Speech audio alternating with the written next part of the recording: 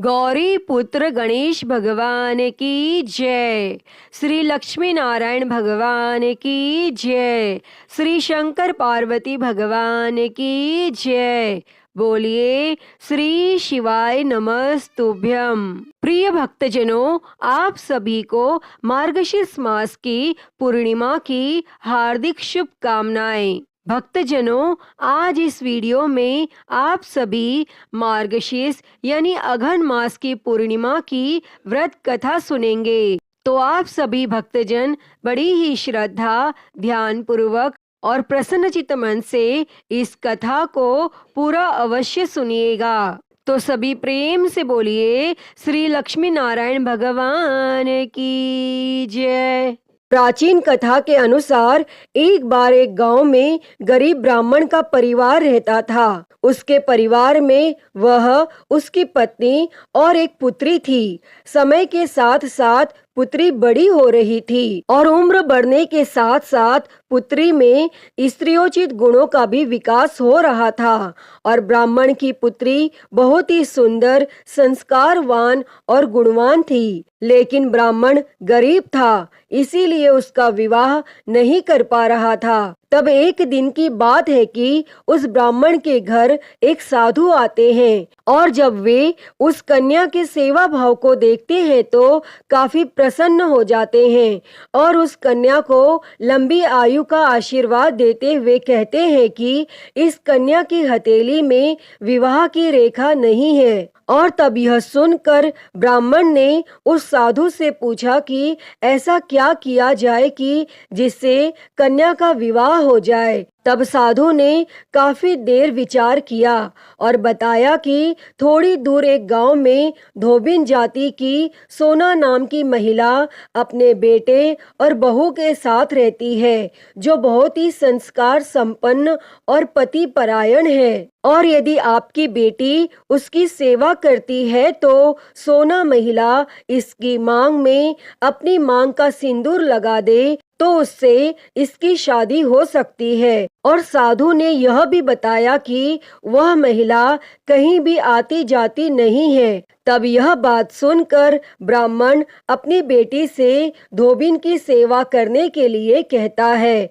और यह सब सुनने के पश्चात अगले दिन ही कन्या धोबिन के घर पहुंचकर उसका सारा काम करने के बाद घर वापस आ जाती है। और तब एक दिन सोना धोबिन अपनी बहू से पूछने लगती है कि तुम तो सुबह सुबह जल्दी उठकर सारा काम कर लेती हो और मुझे पता भी नहीं चल पाता। तब बहू कहती है कि मैं सोच रही थी कि आप सारा घर का काम कर लेती हैं और मुझे नहीं पता चलता। अब दोनों सास बहू यह सोचने लगती है कि यदि हम घर का काम नहीं कर रहे तो घर का काम कौन करके चला जाता है। तब अगले दिन वह सुबह जल्दी उठकर निगरानी पर बैठ जाती है और वह देखती है कि एक कन्या सुबह अंधेरे में आती है और घर का सारा काम करके चली जाती है। जब वह कन्या घर का सारा काम करके जा रही थी तो धोबिन उसके पैरों में गिर जाती है और पूछने लगती है कि तुम कौन हो और इस तरह से छुपकर मेरा काम क्यों कर जाती हो। तब ब्राह्मण की कन्या साधु द्वारा कही गई संपूर्ण बात उससे बताती है और सोना धोबिन पति परायण थी तो वह तैयार हो जाती है। उस समय उसके पति थोड़े अस्वस्थ थे और वह ब्राह्मण की कन्या के साथ जाते समय अपनी बहू से कह जाती है कि मेरे लौटने तक घर ही रहना। और जब सोना धोबिन अपनी मांग का सिंदूर उस कन्या की मांग में लगाती है तो इससे उसका पति मर जाता है। और जैसे ही यह बात धोबिन को पता चली तो वह घर से यह सोचकर चलती है कि कहीं रास्ते में पीपल का पेड़ मिलेगा तो उसे भौंरी देकर और परिक्रमा करने के पश्चात ही वह जल ग्रहण करेगी, क्योंकि वह घर से निर्जला ही चली थी और उस दिन सोमवती अमावस्या का दिन था। तब ब्राह्मण के घर पहुंचने के पश्चात उसने पूरे पकवान नहीं खाए। उसकी जगह उसने ईंट के 108 बार टुकड़े करके पीपल के वृक्ष को 108 बार भौंरी देकर परिक्रमा की और उसके पश्चात ही जल ग्रहण किया। तब ऐसा करने से उसके पति फिर से जीवित हो गए और उसी दिन से सोमवती अमावस्या का महत्व स्थापित हो गया। पीपल के वृक्ष में देवों का वास होता है और जो भी व्यक्ति इस अमावस्या के दिन व्रत कथा को ध्यान से सुनता है अथवा पढ़ता है, भगवान निश्चित ही उसकी सभी मनोकामनाएं पूरी करते हैं। इसीलिए सोमवती अमावस्या के दिन से शुरू करके जो व्यक्ति हर अमावस्या के दिन भौंरी देता है उसके सुख और सौभाग्य में वृद्धि होती है। पीपल के पेड़ में सभी देवों का वास होता है, अतः जो व्यक्ति हर अमावस्या को न कर सके वह सोमवार को पड़ने वाली अमावस्या के दिन 108 वस्तुओं की भौंरी देकर सोना धोबिन और गौरी गणेश की पूजन करता है, उसे अखंड सौभाग्य की प्राप्ति होती है। और ऐसी प्रचलित परंपरा है कि पहली सोमवती अमावस्या के दिन धान, पान, हल्दी, सिंदूर और सुपारी की भौंरी दी जाती है और उसके बाद की सोमवती अमावस्या को अपने सामर्थ्य के हिसाब से फल, मिठाई, सुहाग सामग्री, खाने की सामग्री इत्यादि की भौंरी दी जाती है और फिर भौंरी पर चढ़ाया गया सामान किसी सुपात्र ब्राह्मण, ननंद या भांजे को दिया जाता है। अतः हे शंकर पार्वती भगवान जी, इस कथा को कहते, सुनते और हुंकारा भरते सभी पर सदैव अपनी कृपा बनाए रखना, सभी को अखंड सुहाग देना। तो सभी प्रेम से बोलिए श्री शंकर पार्वती भगवान की जय। प्रिय भक्तजनों, आइए अब सुनते हैं सभी मनोकामनाओं को पूरी करने वाली अगली कथा। द्वापर युग में यशोदा माँ ने भगवान श्री कृष्ण से कहा, हे कृष्ण, तुम सारे संसार के उत्पन्न करता, पालनहारी और संहार करता हो।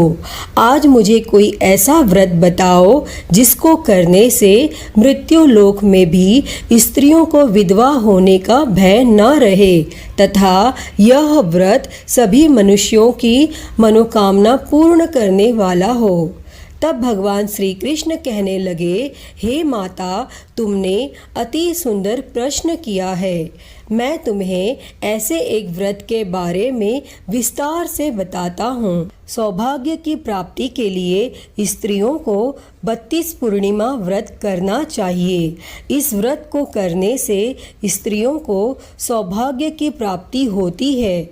यह व्रत अत्यंत सौभाग्य देने वाला और भगवान शिव के प्रति भक्ति को बढ़ाने वाला है। तब यशोदा जी कहने लगी, हे कृष्ण, प्रथम इस व्रत को मृत्यु लोक में किसने किया था और इसके विषय में विस्तार से मुझे बताओ। तब भगवान श्री कृष्ण कहने लगे, इस भूमंडल पर अनेक प्रकार के रत्नों से परिपूर्ण कांतिका नाम की एक नगरी थी। वहाँ चंद्रहास्य नामक राजा राज्य करता था और उसी नगर में धनेश्वर नाम का एक ब्राह्मण रहता था और उसकी पत्नी सुशीला अति रूपवती थी। दोनों ही उस नगरी में बड़े प्रेम से रहते थे।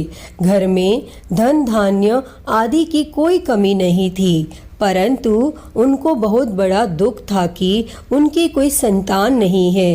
एक समय एक बड़ा योगी उस नगरी में आया। वह योगी उस ब्राह्मण के घर को छोड़कर अन्य सभी घरों से भिक्षा लेकर भोजन किया करता था। वह रूपवती से कभी भिक्षा नहीं लेता था। एक दिन वह योगी रूपवती से भिक्षा न लेकर किसी अन्य घर से भिक्षा लेकर गंगा किनारे जाकर भिक्षण को प्रेम पूर्वक ग्रहण करने लगा कि तब धनेश्वर ने योगी का यह सब कार्य देख लिया और अपनी भिक्षा के अनादर से दुखी होकर धनेश्वर योगी से बोला, हे महात्मन, आप सब घरों से भिक्षा लेते हैं, परंतु आप मेरे घर की भिक्षा कभी नहीं लेते, इसका क्या कारण है?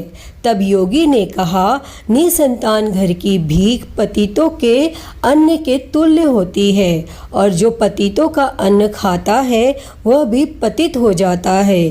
क्योंकि तुम निसंतान हो, इसीलिए पतित हो जाने के भय से मैं तुम्हारे घर की भिक्षा नहीं लेता। तब धनेश्वर योगी की यह बात सुनकर बहुत दुखी हुआ और हाथ जोड़कर योगी के पैरों में गिर गया और कहने लगा, हे महाराज, यदि ऐसा है तो आप पुत्र प्राप्ति का कोई उपाय बताइए।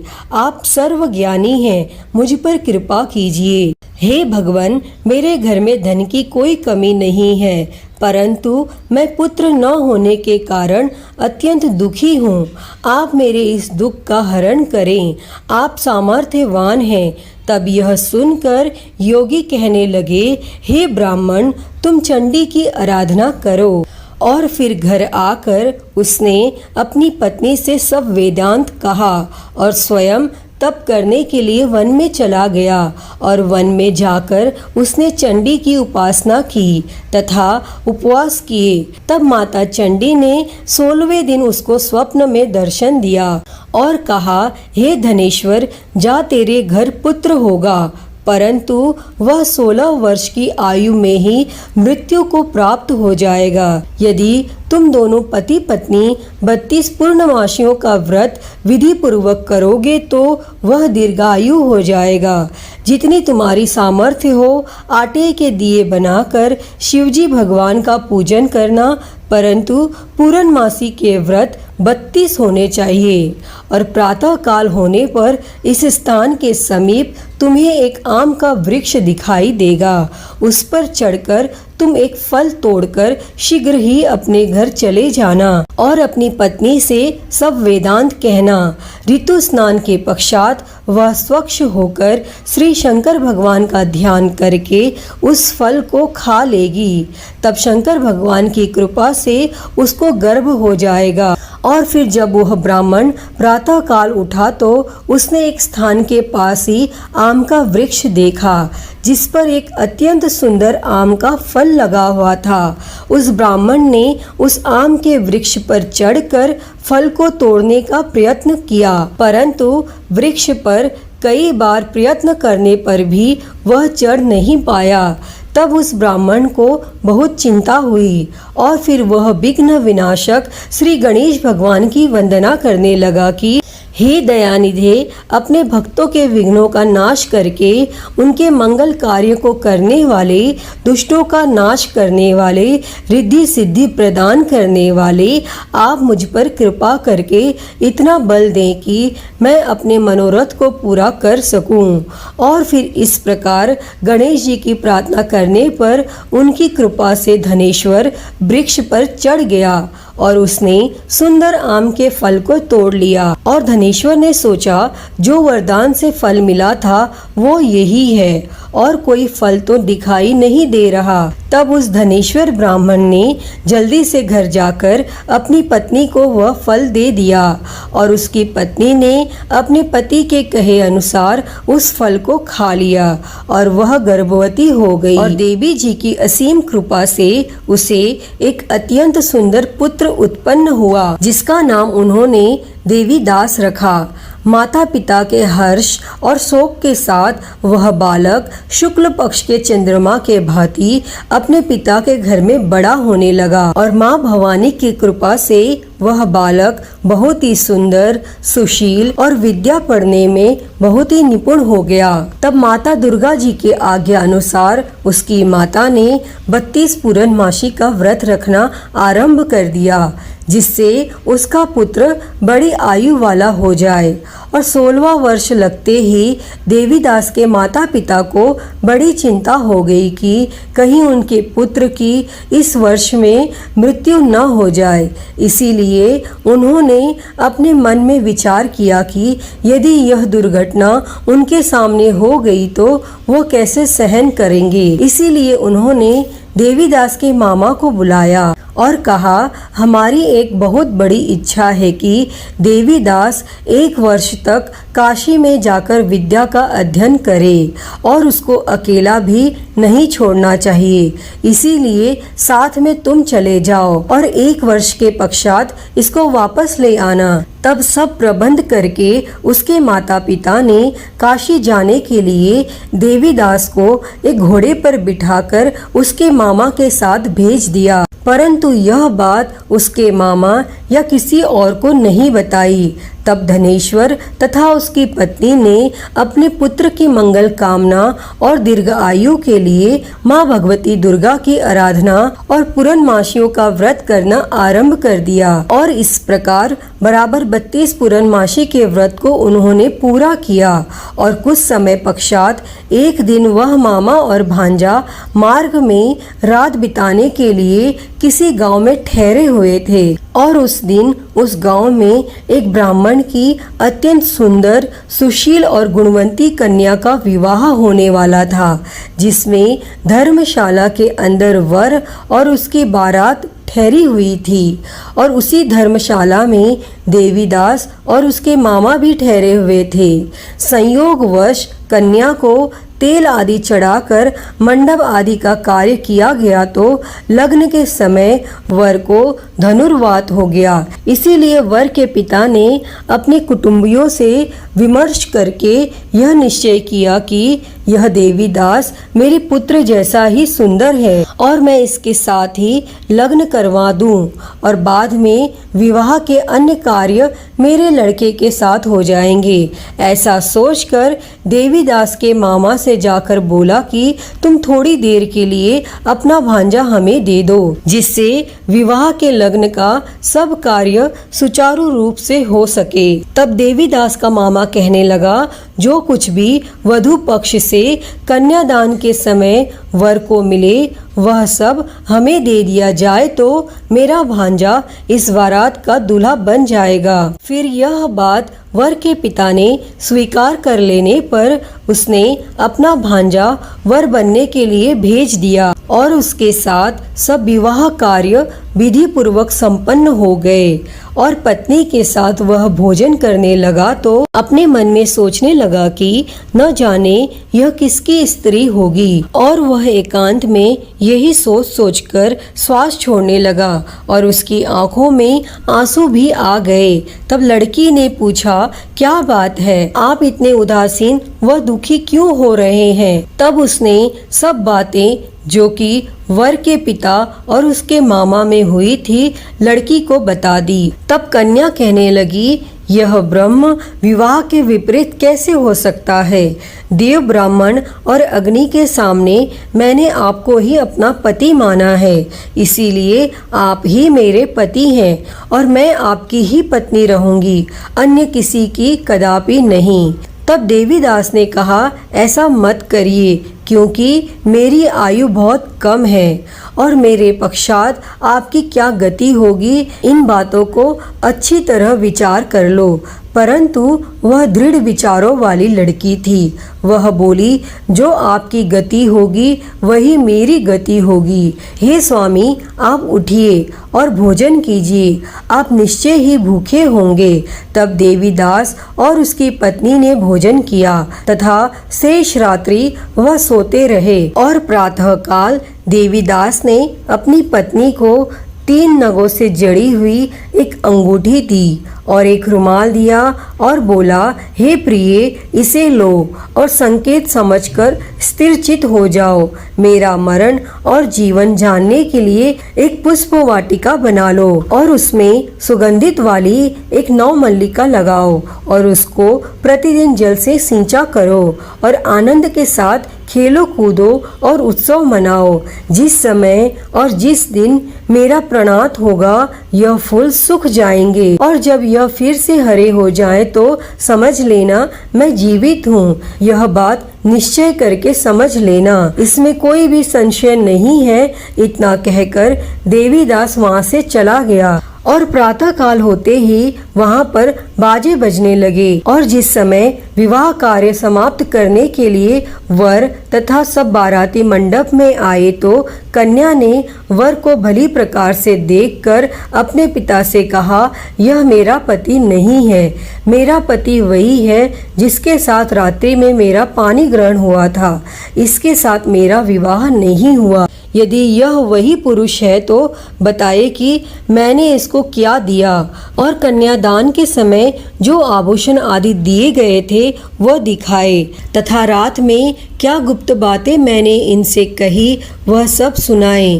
तब पिता ने उसके कहे अनुसार वर को बुलाया। कन्या की यह सब बातें सुनकर वह कहने लगे, मैं कुछ भी नहीं जानता। और इसके पश्चात लज्जित होकर वह अपना छोटा सा मुंह लेकर चला गया और सारी बारात भी अपमानित होकर वहां से लौट गई। तब भगवान श्री कृष्ण बोले, हे माता, इस प्रकार देवीदास काशी विद्यार्थन के लिए चला गया।